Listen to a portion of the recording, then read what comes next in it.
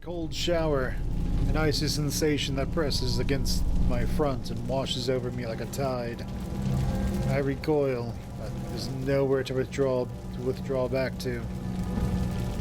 At first measure, the body isn't able to discern extreme cold from extreme heat.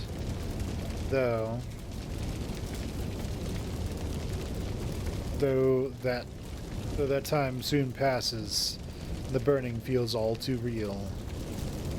I can feel it seep in between the cracks of my scales and lick at my more vulnerable flesh beneath.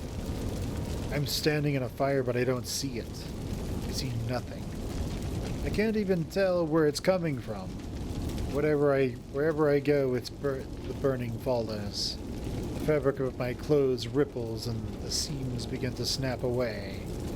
Some of it falls to the floor while the rest clings to my body like new skin.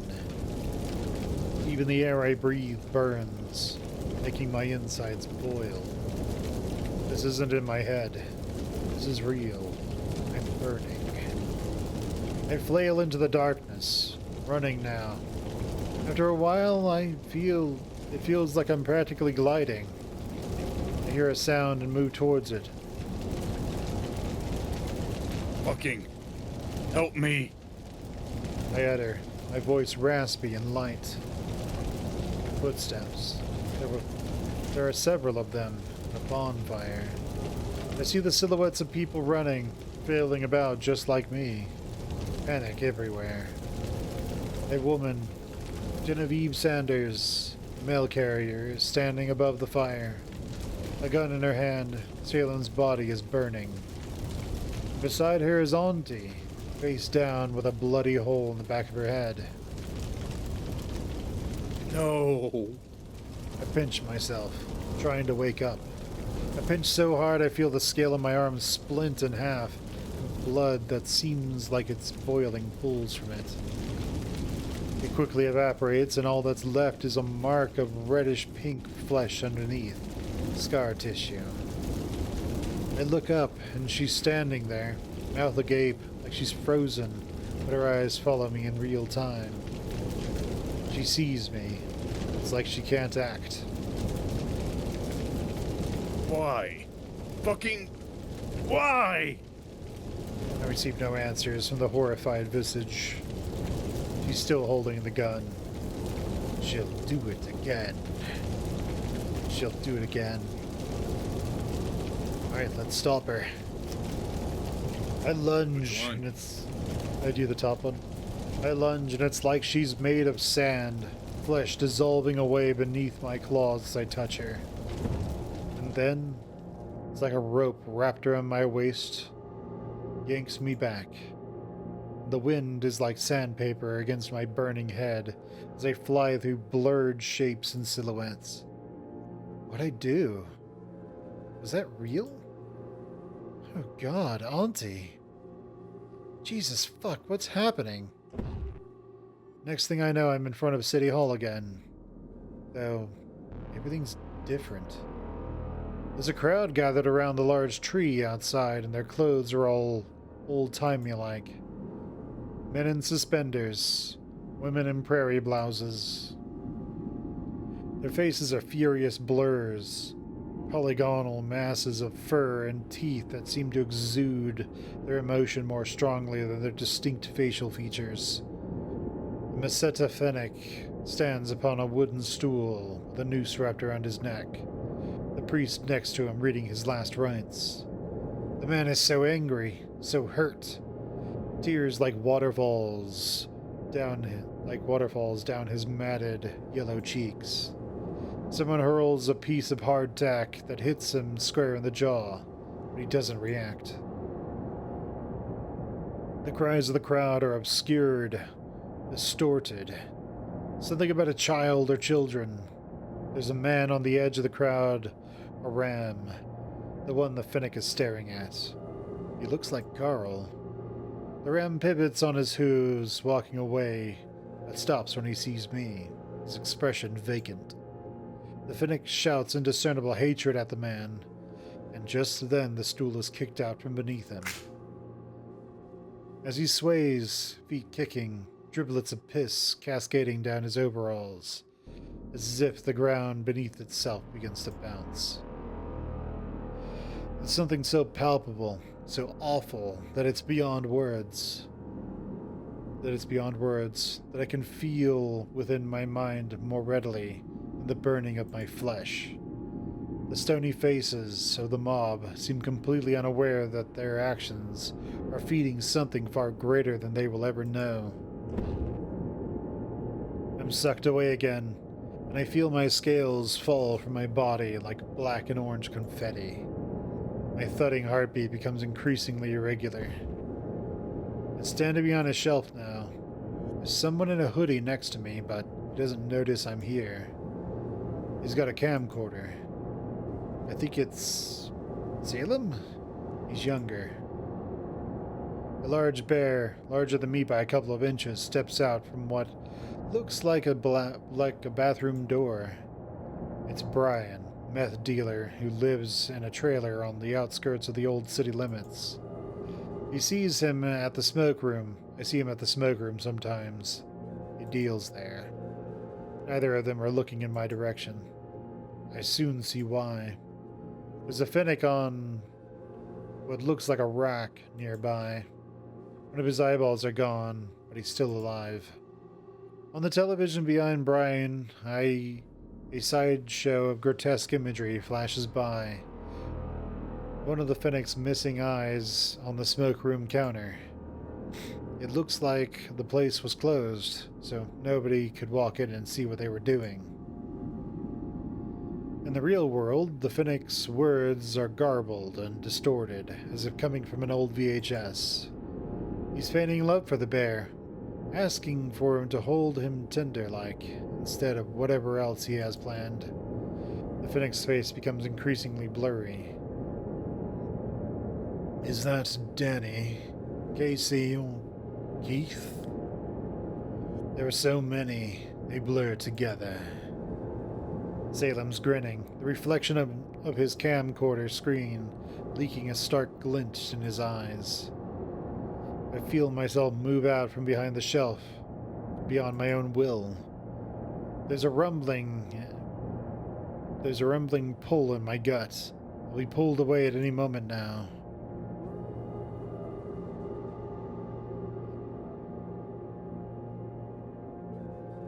What should we do? Let's attack Brian. He's the biggest threat. Kill him!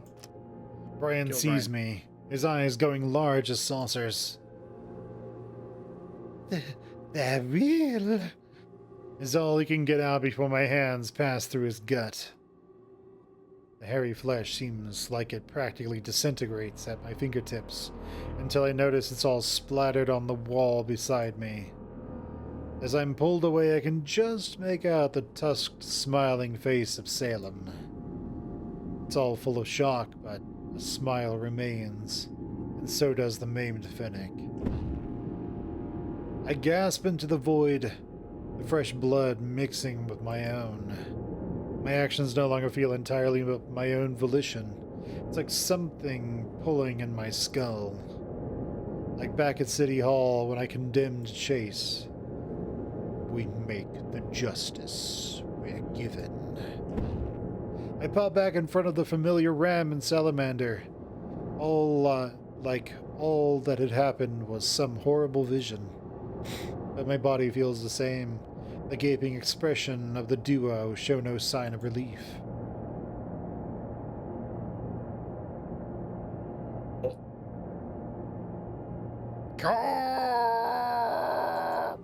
I can barely make the noises with my throat the way it is. I can practically feel my vocal cords snap away as I speak, letting me exude a guttural growl. I reach out to him, seeing the sinewy red appendage my arm has become.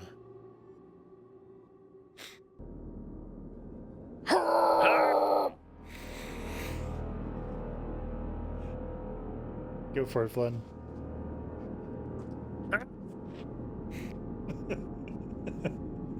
I think you're just maxing out, so I'm gonna go with mine. Oh no, I'm not maxing out.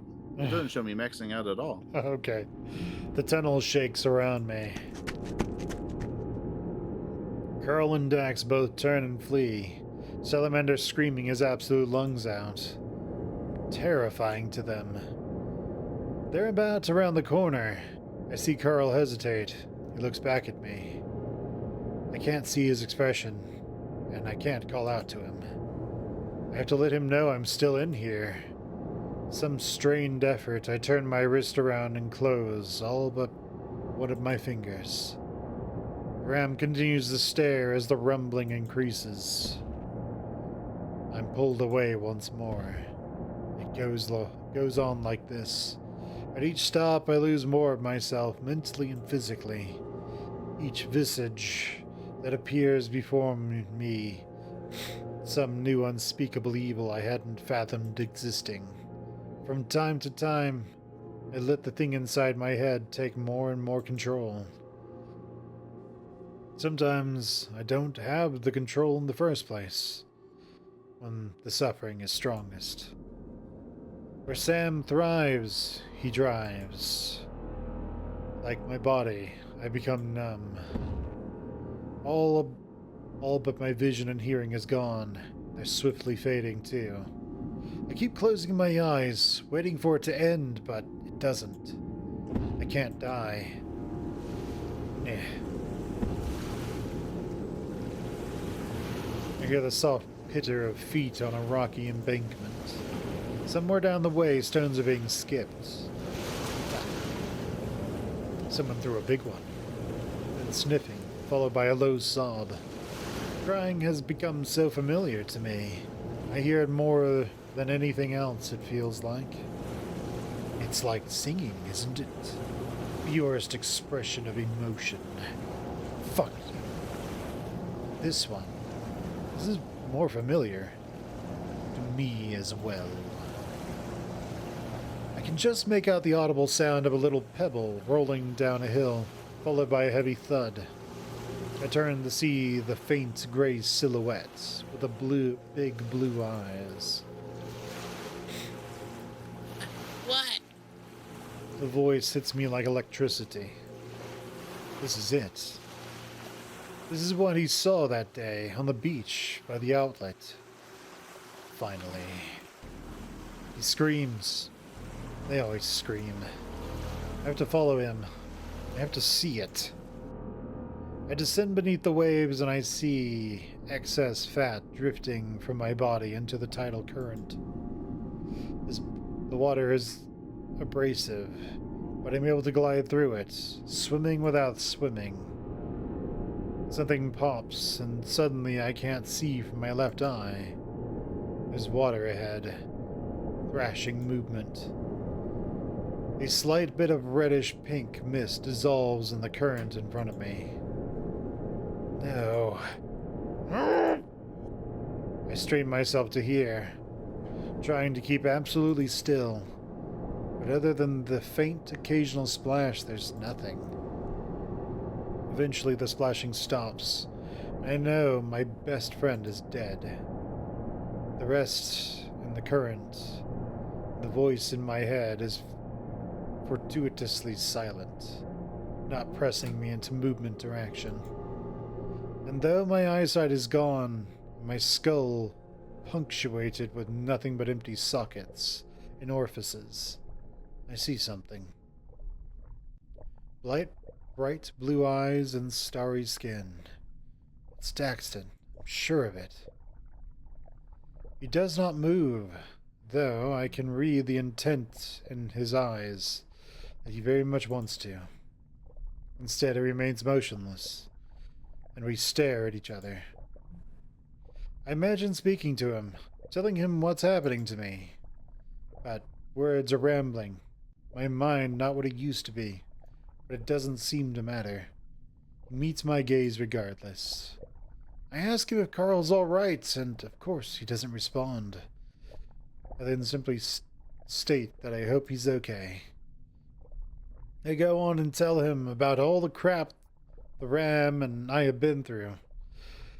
About how much I hope he fucking makes it out decently enough. I'm sure they'd give him another shot at the interview on account of the town-wide madness. I tell him I hope it's over now, wherever he is. And finally, I apologize for what an absolute ass I was to him when he deserved goddamn none of my angsty bullshit. He never shows any indication of understanding or even blinking. Most surprisingly of all, it feels as though hours pass. The hysteria simply holds on, whisking me away.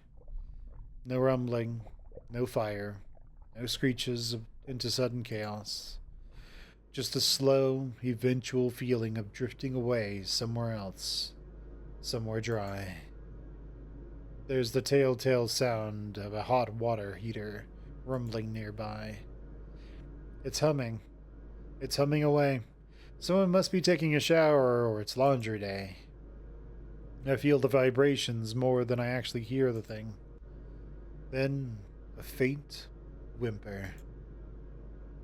The sound is stifled, as if the upset individual is trying to hold back tears. It's high-pitched. It's high-pitched, feminine. A girl. Distortion is only slight. I bring my hand up and feel wooden slats. When I push harder, the whole surface bends and folds outward. In a closet door. The sniffling stops. Slowly, I hold up my hand and do a small wave. Gentle movements. As I'm sure the distortion is making it look faster. It's quiet. All I can hear is the water heater in the girl's room. There's the shuffling of sheets and small footsteps.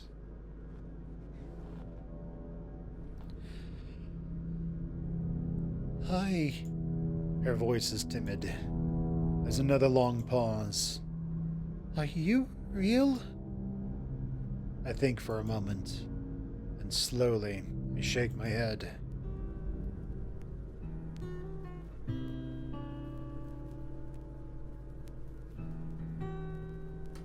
The end. So, Flynn is the socket man. it's the socket man, tortured by whatever the hell this force in Echo is that causes the hysteria. Yep, and you guys can learn more about it if you go through Ad Astra. Apparently? Apparently, I guess. I don't know. Oh no. Whatever it is, it can bend time and send people forward and backwards in time, so. Yeah, Or- whipping them all around. Probably that's what the whole, when they say that it looks like a strobe light, maybe that's what's actually happening. Yeah. They're just moving forward and backward in time and just getting gradually closer each time they pop back into that scene that people are seeing it in. Mm-hmm. It's fucking crazy, dude. I mean, there's also supposed to be the whole thing of, like, this is going on in, like, a star system-wide demi-plane or something like that. That kind of gets regularly recreated, I guess? Maybe? So, I don't know. I don't know if that's actually true or not, but maybe time is just repeating and, like, maybe everyone who dies gets stuck there forever. So Maybe then they could potentially, like, be in someone else's time loop. Oh yeah, didn't think about that. Yeah, Yeah, that's a definite possibility. but yeah. Yeah.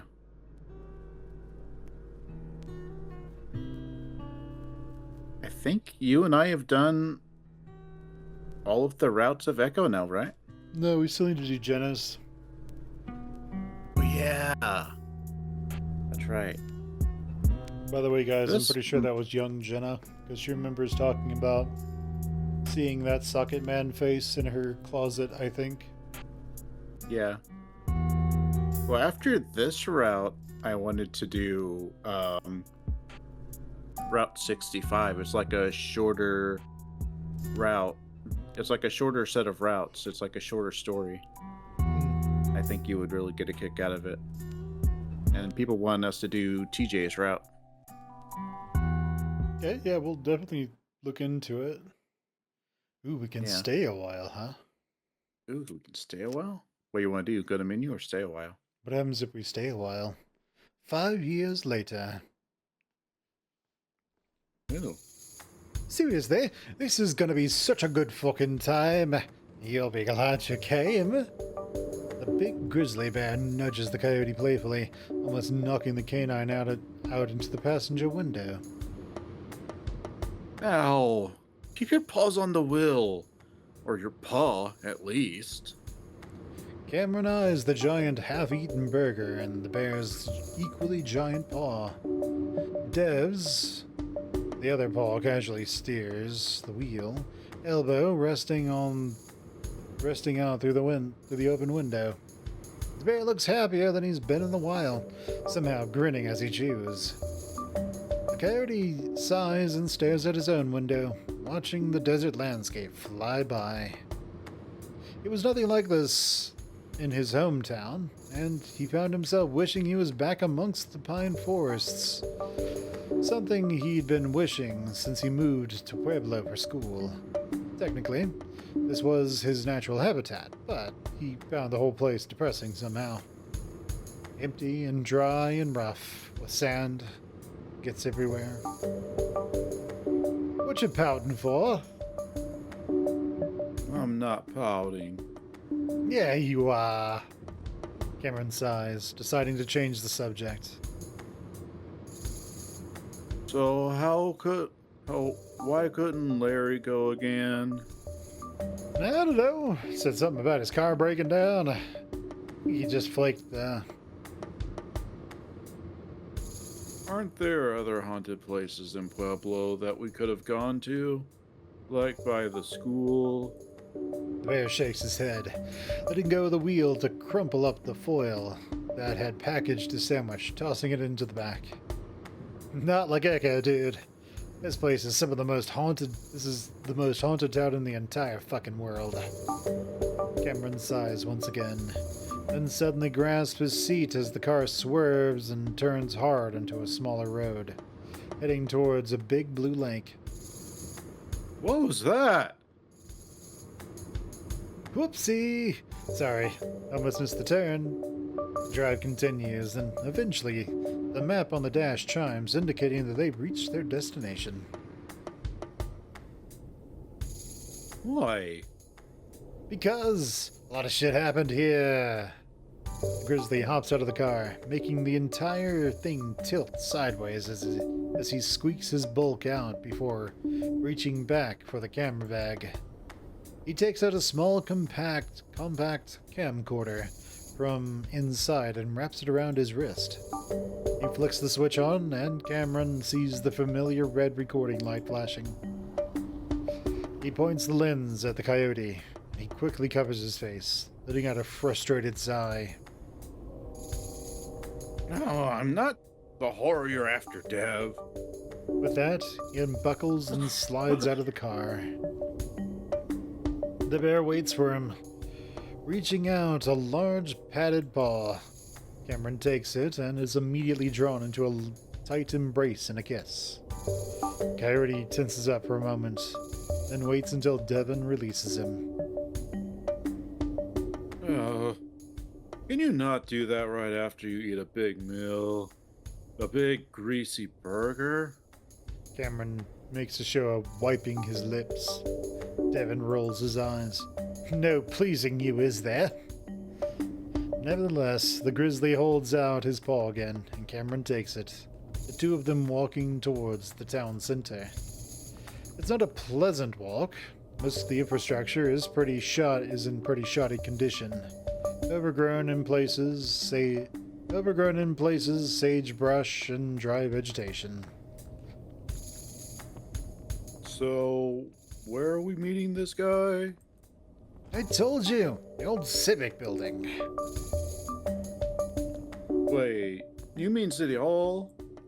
Cameron recalls the late night rants with Devon over the phone, the bear regaling every last detail of the incident. Where they shot the mayor? Yep. The coyote releases his paw from the large clawed grip of his boyfriend, peering up at him with slightly wider eyes.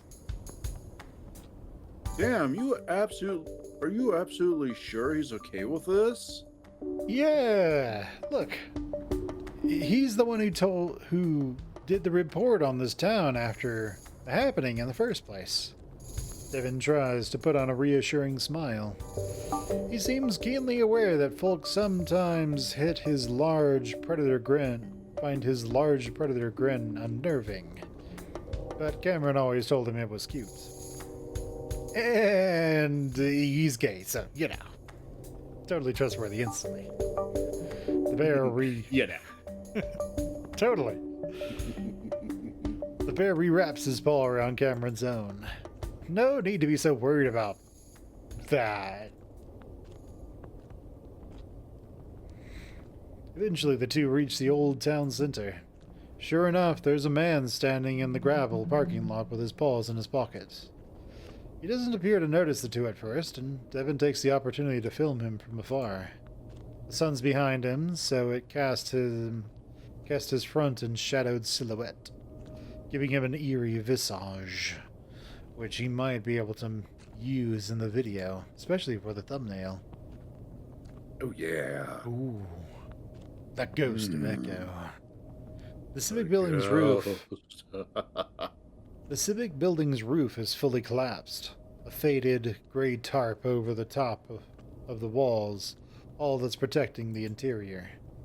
Like most of the structures they passed on the way in, a laminated notice of condemnation stamped with the county seal is posted to the front door. After about 15 seconds or so, it's fairly clear that the older guy is aware of the two college kids' presence as he cants his head in their direction. They quickly shuffle up, wearing sheepish smiles and already sweat-stained clothing. Chase? Yo. Oi.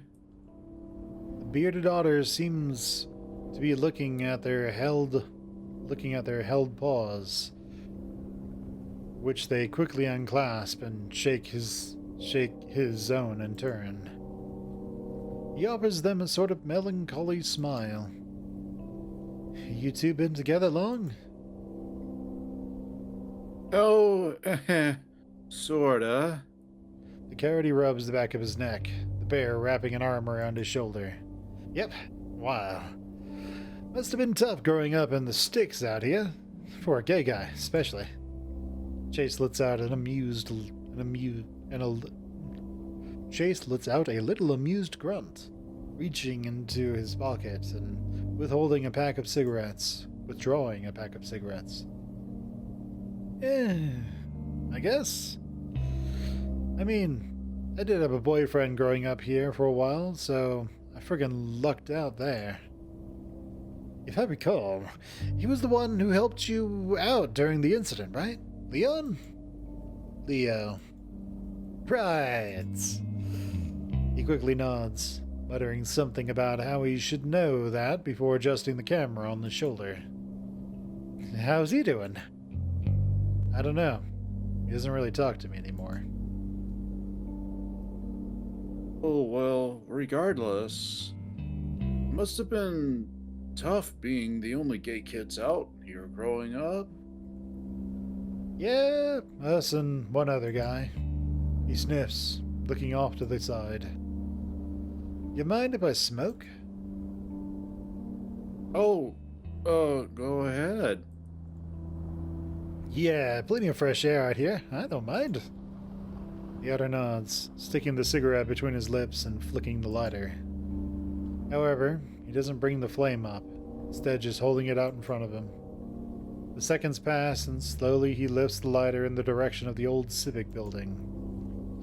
Cameron and Devin watch the otter expectantly. After everything he's been through, some oddball behavior is to be expected, after all. So, I'm a big fan of your original report you did. Hell, I did my own little video on what happened when I first when I was first starting my channel. I know. You used a lot of my footage. Devin begins looking a little nervous, laughing some to try and lighten the mood. I credited you, of course. I'm just some haunting vlogger. You're like a professional journalist and everything. Chase finally lights his cigarette.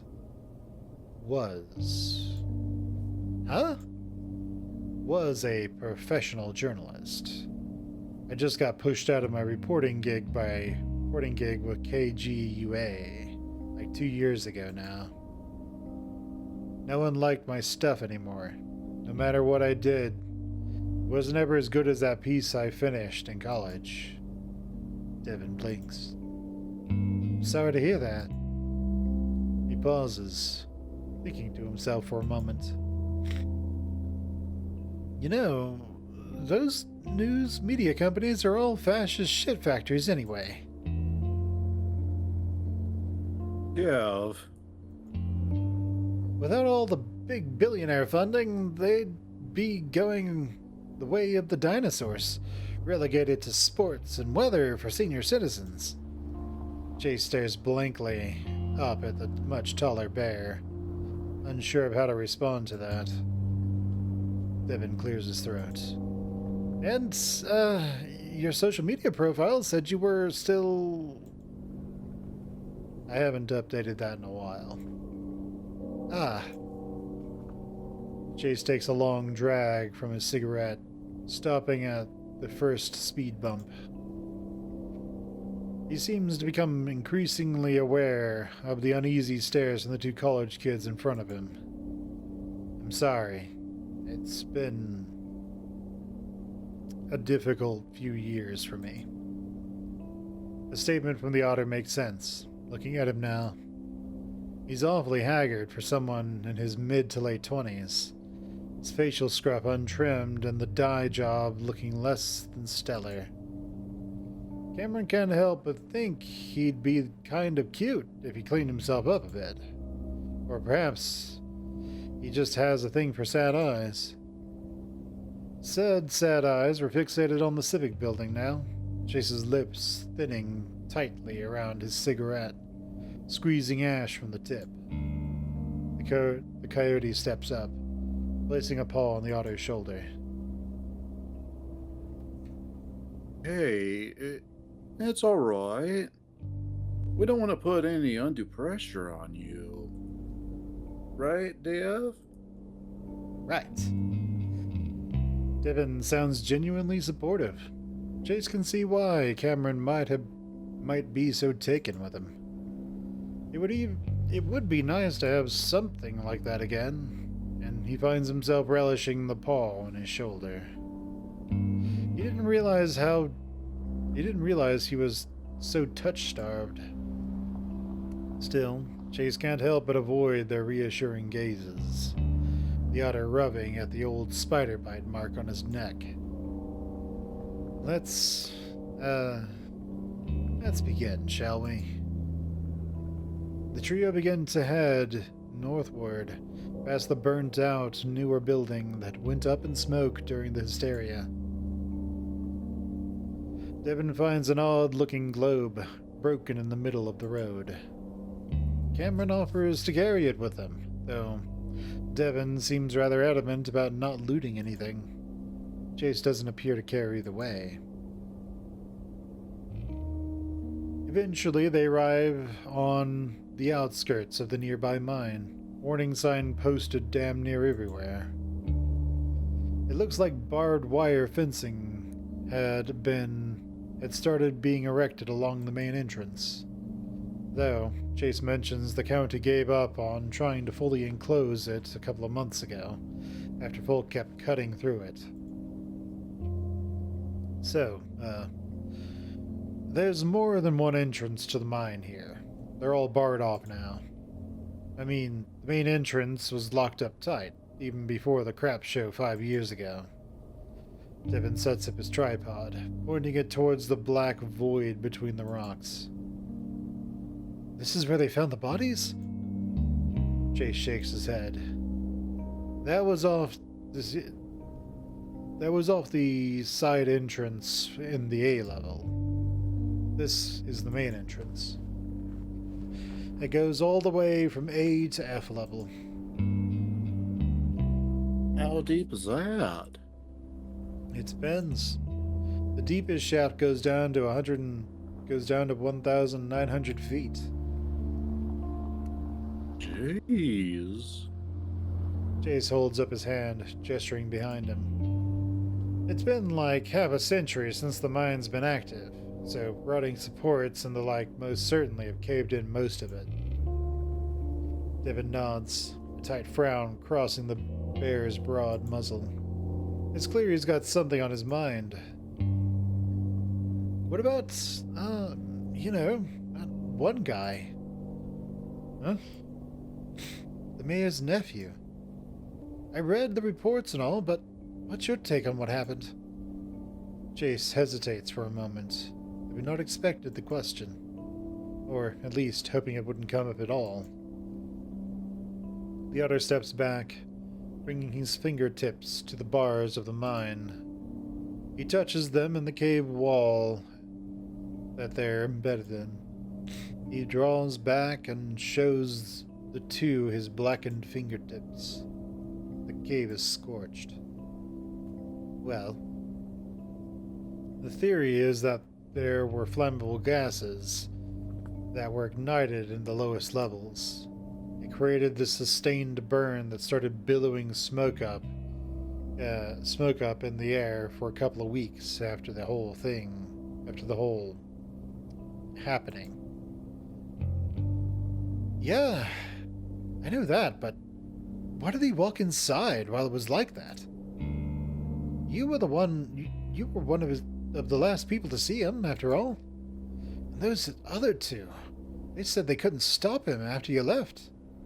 Jace looks away, staring off into space. He says nothing, and soon Devin and Cameron are exchanging nervous glances with one another. Next thing they know, the otter is walking off without another word. Wait, hold on! He swears under his breath. Cameron looking on with crossed arms as Chase heads towards his car. Ah, fuck. He's not gonna... Oh, damn. He totally is. What the hell? Devin whines. Fuck. I was being insensitive, wasn't I? You never know when you strike a nerve with these kinds of things. These kinds of things? You know what I mean? Devin quirks a curious brow towards the coyote. Though judging from his grimaced reaction, Cam regrets bringing it up and doesn't speak further. They hear the sound of an engine starting in the distance. Devin sighs. Good thing we brought our Jeep instead of riding with him, eh? Fuck. Cameron frowns, reaching up and holding the big guy's arm. Hey, don't worry. I'll get the camera. Exploring on our own could be pretty cool, right? The bear's nostrils flare in a hefty exhale. Yeah, I'll pull the Jeep around. Cameron gives Devin a thumbs up before moving to grab the camera. As he's about to close the viewfinder's display, he notices a green square appear in the center of the frame. He leans down to look more closely, pressing the display adjust button. Face detection disabled. The square vanishes. Oh? He hits the button again. The square returns. That's weird. He flicks the switch on the side to auto-white balance the image.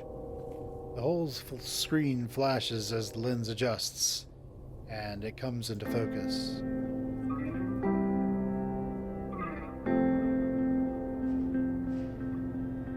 Go for it, Cameron. Fuck! The lizard stands in the darkness behind the bars. But he can't stare, not really, because his eyes are gone. Half of his muzzle missing. Cameron jumps back, tripping over the rocks and landing hard on the sharp edges.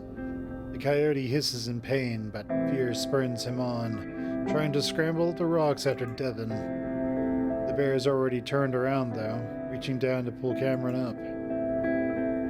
Shit! You alright? What happened? As Cameron clings to the large bear, he looks back. Nothing's there. Hey, I don't know. I saw... Devin looks in the same direction, squinting. Cameron stares a while longer, then turns back and shakes his head against Dev's chest. When Cameron looks up at the bear, he's grinning, though. Holy shit! Did you see a ghost? The coyote scowls. What? No, I just thought I saw something. It was probably the camera glitching out.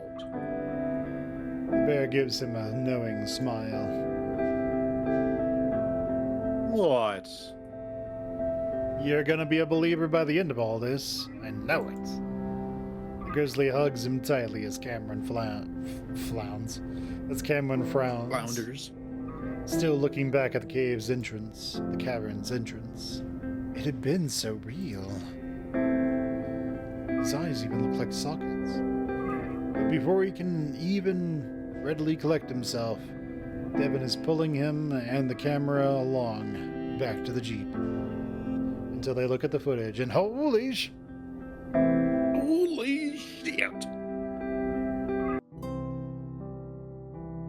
Alright, everyone. That's about all the time I have for tonight to stream. So I will catch you all later. That was a good amount. Thank you. Finn. Almost called you Flynn. Flynn? Oh. Oh, you are a socket, man. Alright, Socket, Carl. man. Alright, Carl. I'll see you later. All right, man. Have fun at work. Bye. Okay, have fun at work, Carl, when you get a job. Oh. Don't worry, I'm pretty sure that Daxton can help you get another interview. What? What am I agreeing to get someone an interview? Oh, at the print shop? I mean, I can probably pull some connections and just tell them to hire you. Maybe. Alright. Okay. Right. Cool. Stream When you get a is- chance. I'm gonna end the stream.